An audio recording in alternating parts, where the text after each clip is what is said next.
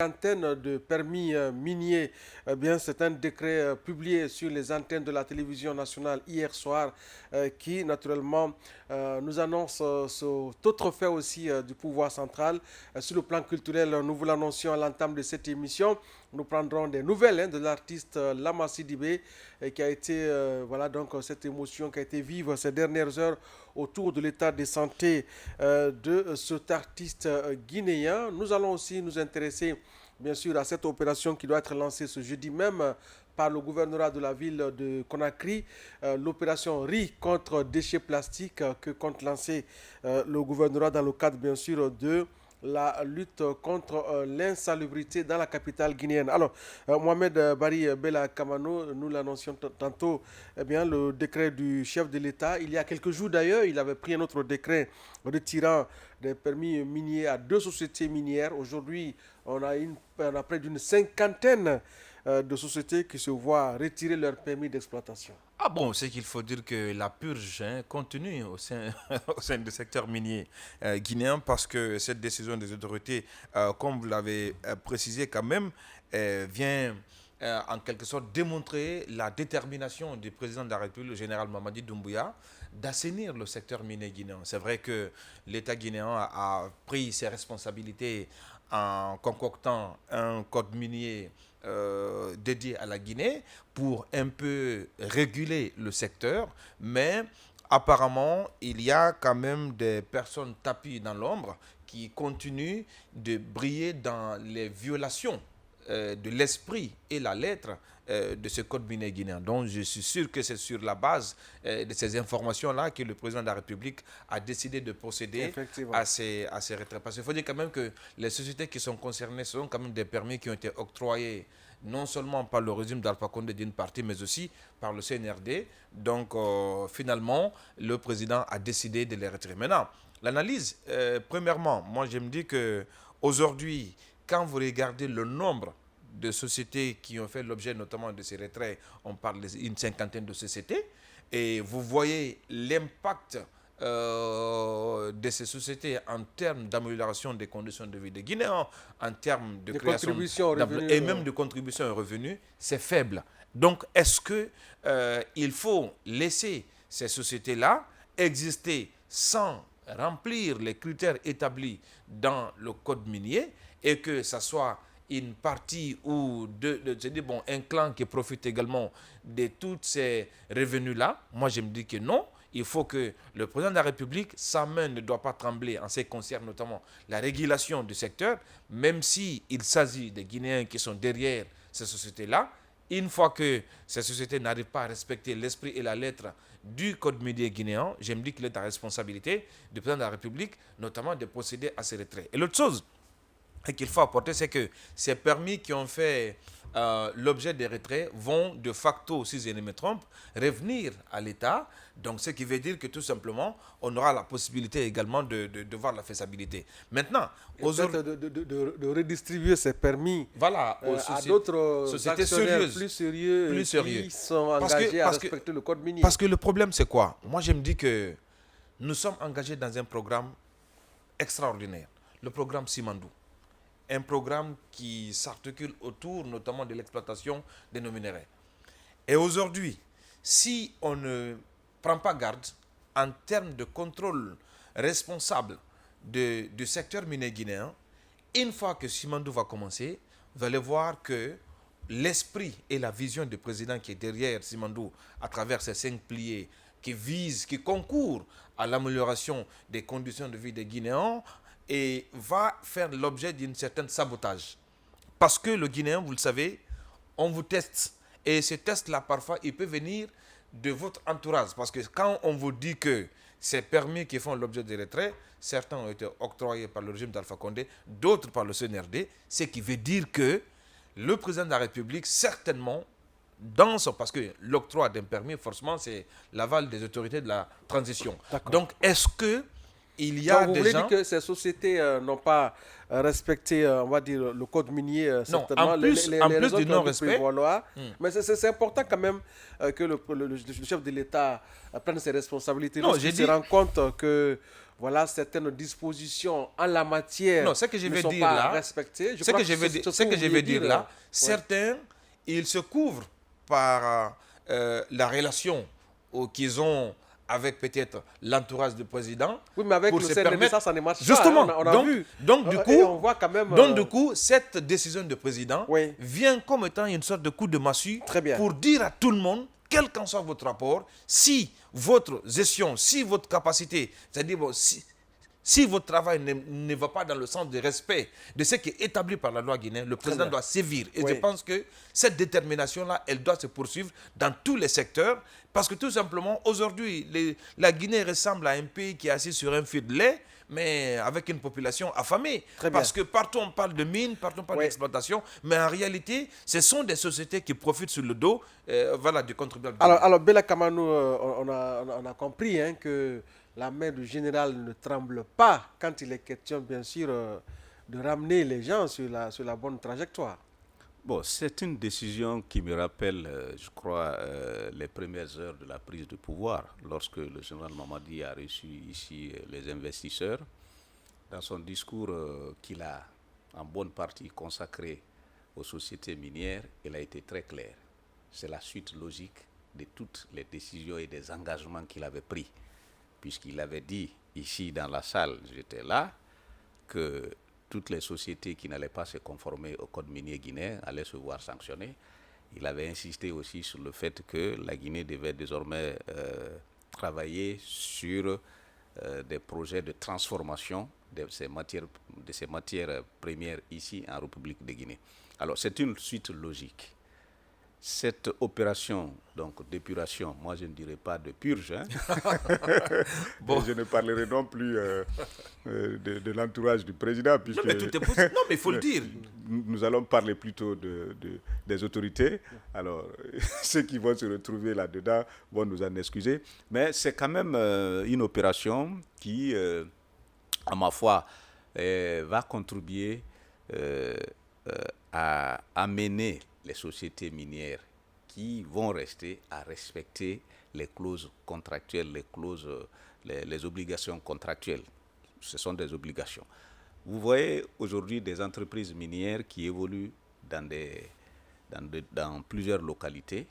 Malheureusement, ces entreprises-là ne respectent pas l'environnement, ce qui est prévu par le code minier. Ces entreprises ne respectent pas aussi les engagements qu'elles ont pris à travers donc, le code minier en termes de contribution au niveau local.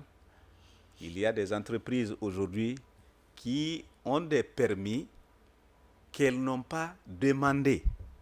C'est ça la vérité.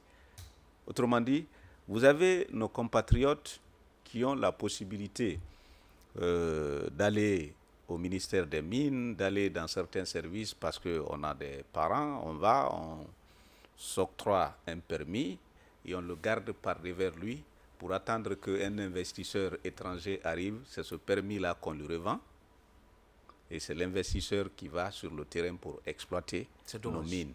Ça se passe dans notre pays. Il y a des mines, il y a même des mines qui ne sont même pas recensées, mais des mines qui ne sont connues que par les cadres du ministère des Mines, qui sont sur le terrain en train d'exploiter nos mines, mais qui ne sont pas recensés, qui ne sont pas dans le répertoire. Je vous en parle parce que sous le régime défunt, j'ai eu la chance d'être invité à un atelier organisé par les mines où on nous a présenté beaucoup de cas. J'ai encore des documents là-dessus. Alors, lorsque vous prenez des préfectures comme Fria, des préfectures comme Bokeh, des préfectures, en tout cas toutes ces préfectures-là, il suffit de faire un petit déplacement pour aller sur les sites d'exploitation. Vous vous rendrez aisément compte des dégâts environnementaux qui sont en train d'être causés, c'est-à-dire aussi vu des Guinéens, parce qu'ils sont tous impuissants. Impuissants face à ces multinationales, impuissants face à la corruption, impuissants parfois face à ce que j'appelle à la fatalité. Parce qu'on se dit, Oui. c'est Dieu qui l'a voulu.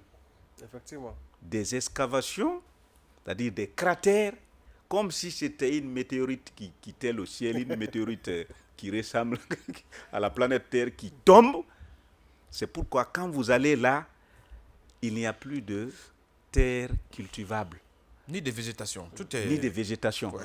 Alors que dans nos clauses, les clauses du code minier, il est prévu par exemple que les entreprises donnent une partie des recettes d'exploitation pour que les terres qu'elles exploitent là, si on laisse des trous, que ces trous soient bouchés et que à la place, s'il y avait des champs, qu'à la place des champs, qu'on mette des plantations, des acacias, etc., etc. Malheureusement, cela n'est pas en train d'être fait. Alors, si le président, sur la base des informations, sur la base des preuves qu'il a pris la décision de retirer un certain nombre de permis, voilà, entre autres, les raisons qui ont poussé le président à le faire. Oui. Donc, il est vraiment dans sa logique de faire en sorte que ce secteur-là soit vraiment un secteur pourvoyeur de recettes. Vous savez que nous reposons essentiellement, notre budget repose essentiellement sur les mines. À part la téléphonie, à part le carburant, ce sont les mines. Et c'est le lieu aussi de féliciter le CNRD. Puisque bien avant le CNRD, nos recettes, je crois, étaient dans l'ordre de 300 millions. De 300 millions de dollars. 300 millions nos recettes minières. Et aujourd'hui, ces recettes, en tout cas... On se retrouve après des milliards. Ouais. Après des milliards. Donc, ce sont des décisions du président que tous les Guinéens doivent encourager parce que ce sont des décisions qui vont nous permettre demain de développer ce secteur et d'en bénéficier. Si d'aventure le projet Simandou le programme Simandou parvenait à être réalisé. Très bien, oui, la question de la refondation, on a suivi le président, bien sûr, lors d'un de ses discours, qui a estimé que lorsqu'il constatera des failles dans la gouvernance, il n'hésitera pas à agir. Et aujourd'hui, ce décret, cette série de décrets par rapport au retrait de ces permis miniers sonne comme un avertissement pour les autres aussi secteurs de la vie où certains s'évertueraient à des comportements un peu orthodoxes. Non, vous savez que voilà, le mauvais comportement à la peau dure, hein, vous le savez, le Guinéen, c'est comme ça, on teste des régimes. C'est que quand vous venez pour un premier début, on fait comme si nous sommes dans l'esprit, et après, on commence à vous tester à travers également des marchés. Donc, c'est comme ça. Et finalement, vous êtes englouti par le système. Et je pense que le président est en train de couper un peu la tête du serpent parce que, comme vous l'avez dit, ça peut être un avertissement pour tout le monde. Maintenant, la question que moi je voudrais me poser dans cette émission, c'est qu'après le retrait de ces permis miniers d'une cinquantaine de sociétés désormais, moi je me pose la question, le chef de l'État devrait notamment demander des comptes sur leurs conditions d'attribution et de gestion par le ministère des Mines. Parce que si on retire des contrats, c'est que certainement, et que ces contrats-là, d'abord, n'étaient pas dans les normes. Et aujourd'hui, il faut que... Non, les contrats peuvent être dans les normes, oui, mais dans le cadre de la mise en œuvre de ces contrats, non, ça a deux niveaux. Le contractant, l'un des partenaires, ça peut ne pas répondre aux exigences liées à l'application. Non, c'est à deux niveaux, c'est à un autre niveau. C'est à deux niveaux. C'est à un autre niveau. Il veut simplement dire... C'est à deux niveaux. Par exemple, ceux parmi nous, les Guinéens qui s'octroient les contrats et qui les passent à d'autres investisseurs, des étrangers, parce que sans que le ministère ne soit informé et sans que le ministère n'ait dans son répertoire le nom de celui qui... Mais est-ce que vous pensez que ça c'est possible? C'est possible. C'est possible. Même avec les licences de pêche, c'est possible. Dans notre pays, ça a toujours été le cas. C'est possible. Donc, du coup, je dis que ça peut être à deux niveaux. Non seulement sur les contrats octroyés, mais aussi par rapport à l'exécution de l'esprit du contrat sur le terrain. Parce qu'aujourd'hui, partez dans des villes comme Sigiri, vous allez voir quand même qu'on a non seulement l'environnement qui est presque charcuté, parce que les gens n'oubliez pas aussi qu'il y a ces zones, quand vous prenez le cas de Sigiri, quand même c'est l'exploitation artisanale qui est beaucoup plus indexée dans ce cadre-là. Non, je suis d'accord que ce soit... des sociétés classiquement... Oui, mais sauf qu'il y a des sociétés qui œuvrent de façon clandestine également dans ces exploitations d'or et autres que vous ne connaissez pas. En fait, c'est tout un agglomérat. Il y a assez de tout ce qui se passe à l'interne.